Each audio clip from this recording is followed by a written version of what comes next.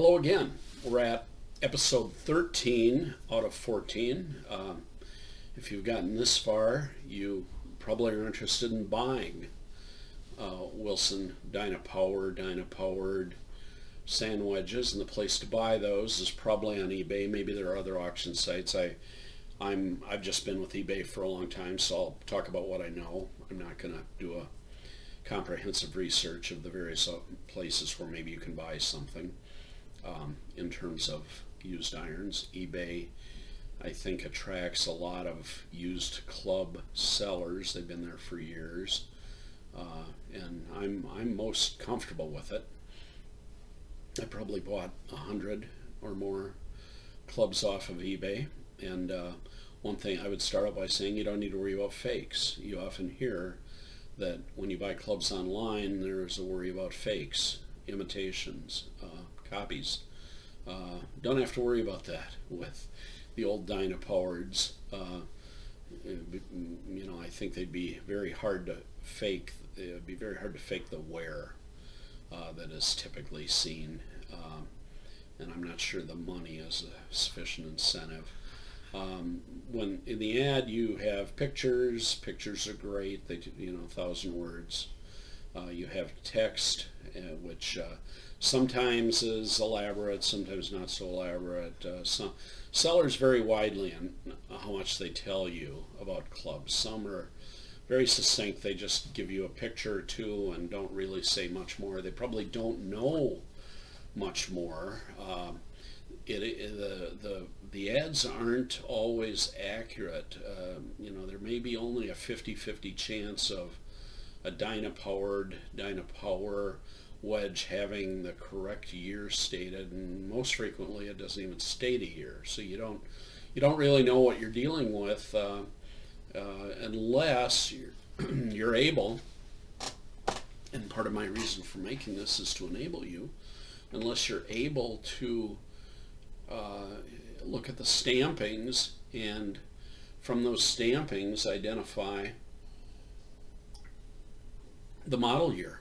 And I've given you information about the bounce that is typically seen in a model year. I've given you information, not available anywhere else, about the swing weight that is typically seen in a model year. So for me anyway, it was just kind of buy it and we'll see what shows up at the front door. For you can maybe be a bit more efficient about making your purchases if you consult this series of videos dealing with swing weight, dealing with bounce. Be sure to ask questions about the shaft. Usually they don't talk about that. Usually they may say original shaft, but they won't talk about whether it's bent or whether it's dented.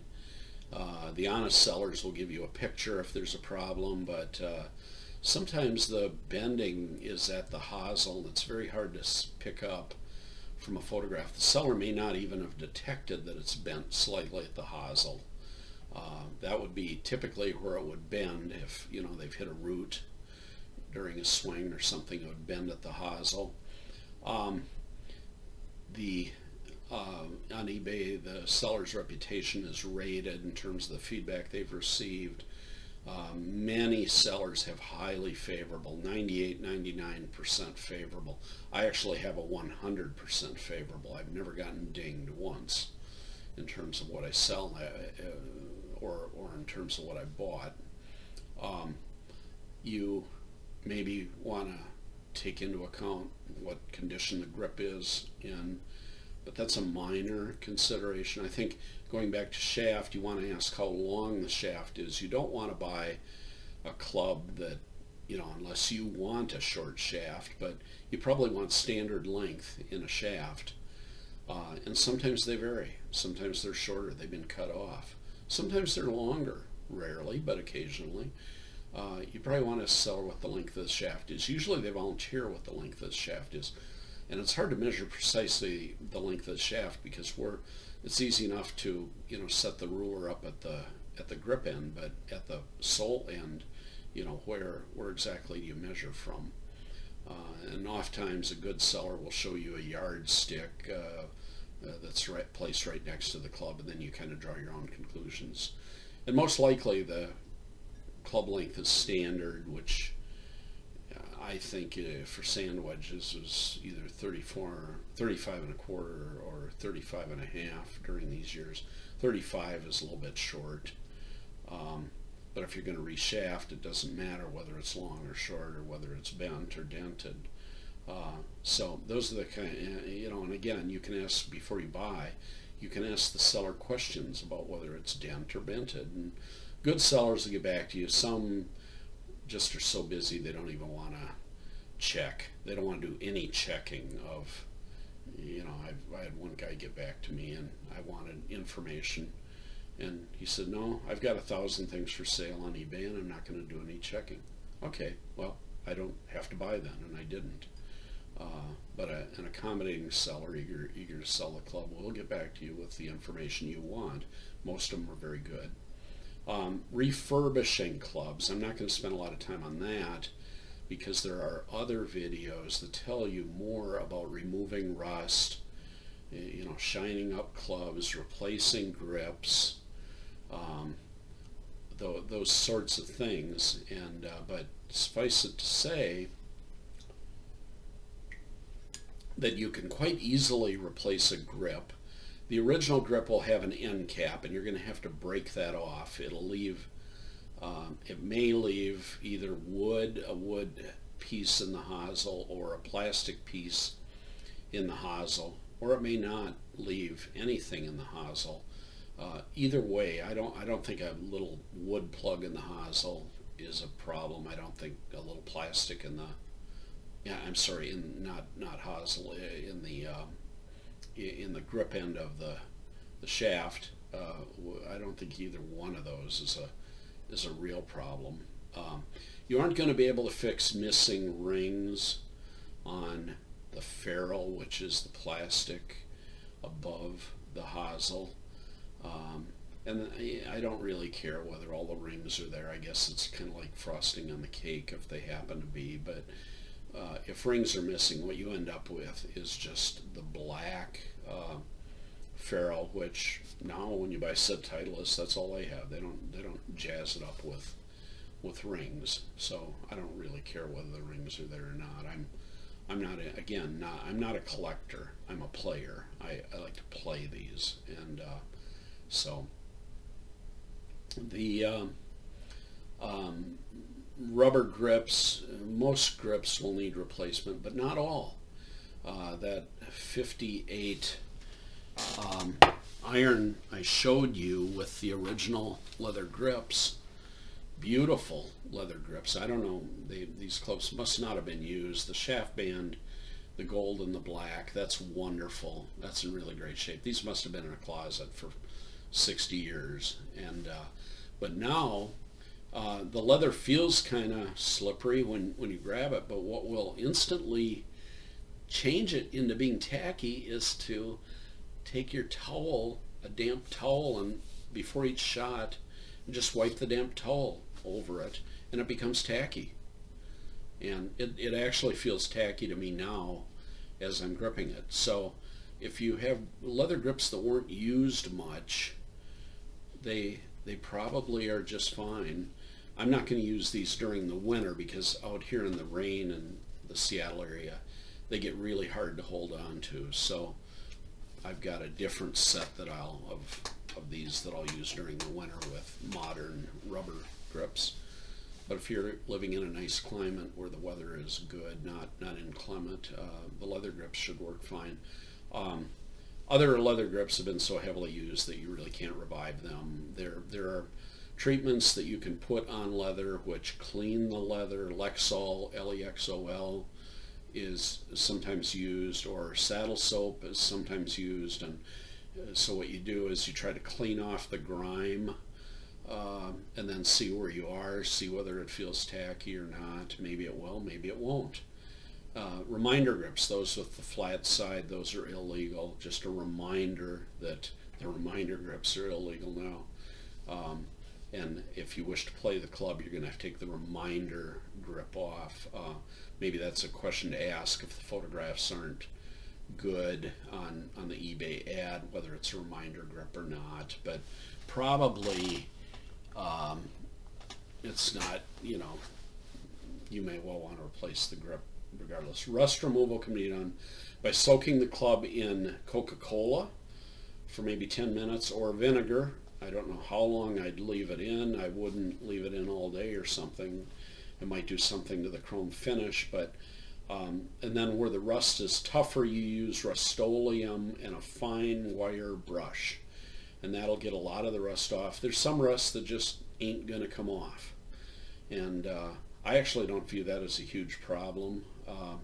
If I like the club enough, the design of the club, I play it anyway, even though it's got some rust on it. I get laughed at the golf course in the men's league that I play in. There's these guys with the PGX baby clubs that were $2,500 and all this, and then I've got my set of 1958s for which I paid $120,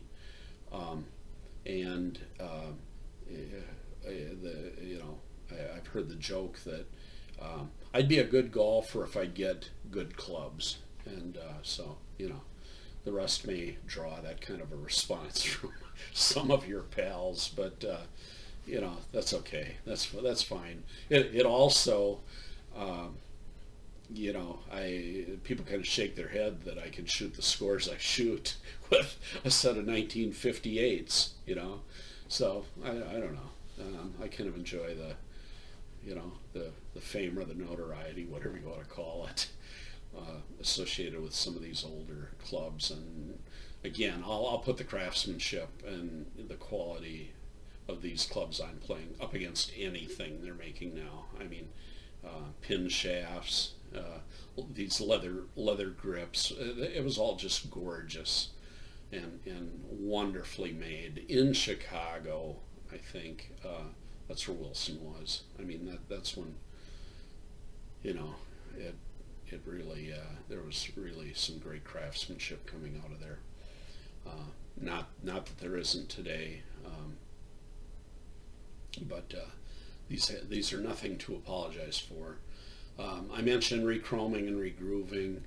That can be done if you find a 1958 that is full of rust. If you see one of those, grab it, and then send it off to the iron factory in Colorado or to Golf Works in Ohio, and they'll rechrome and regroove. Yeah, it might cost you 60, 70, 80 bucks. If you replace a shaft, it's going to be even more. But like I said, I've got 3 or 4 58s that I've rechromed and regrooved, and they come back and they're beautiful. And I'm not a collector, so a collector would probably view that as destroying the value, but I don't. I like to play them, so I like it when they've been regrooved. Reshafting isn't necessary from a performance standpoint, at least not for sand wedges. It may be for irons if you want your irons to go long distances. I do think that the modern shafts will hit a ball farther than those older shafts. I think that the rifles are very long, and as we speak, I'm having some rifles tour flighted put into a set of, I think, 1960 Walter Hagens, and I want to see how those perform. And my golf club fitter says that I should get an extra 10 yards or something, and that'd be nice, because the older clubs, especially down here at sea level, in Chicago we were, 700 or 800 feet above sea level. Seattle's not very many feet above sea level. The ball doesn't go as far, so might be nice to have a longer modern shaft in some of these clubs. Loft and lie can be adjusted on these clubs. They're all forged. A lot of them now are cast, and I've had mixed feelings about cast, but I think forged are generally better. These are soft forged carbon steel, have a very soft feel to them. That's really nice, I think. And because they are soft, they can easily be adjusted for loft and lie, and length can be added to a shaft, or you can cut them off if they happen to be too long. So that's a short course on what's possible and not possible in terms of refurbishing, and there are other videos out there that I think do a more thorough job of covering that than me. So the next and last session is a bonus, entirely, I'm trying to see where my cursor is, entirely optional. It shows you my sets of irons from 58, 59, and so on, just to give you an idea of the craftsmanship that went in. Who knows, some of you may be adventuresome enough to want to try to acquire an old set of classic clubs, going beyond the Wedges that I recommend because of their superior design, I would suggest. So tune into the next one if you like it. And if you don't tune in, I probably at some point will post a 15th segment on a guidebook that I think I'll prepare if I have time. I'm still a practicing lawyer, so I may not have the time, but I think guidebook would maybe help. It's easier to carry around than watching these videos. It'd have photographs in it, which are the key to understanding what year it is, and it would have the bounce, and it would have the swing weight. It'd be an easy reference to carry to the Goodwill store when you're looking at a $50 club in the barrel, trying to figure out whether it actually is a $400 club. So anyway, there might be a 15th video talking about a guidebook. Thanks.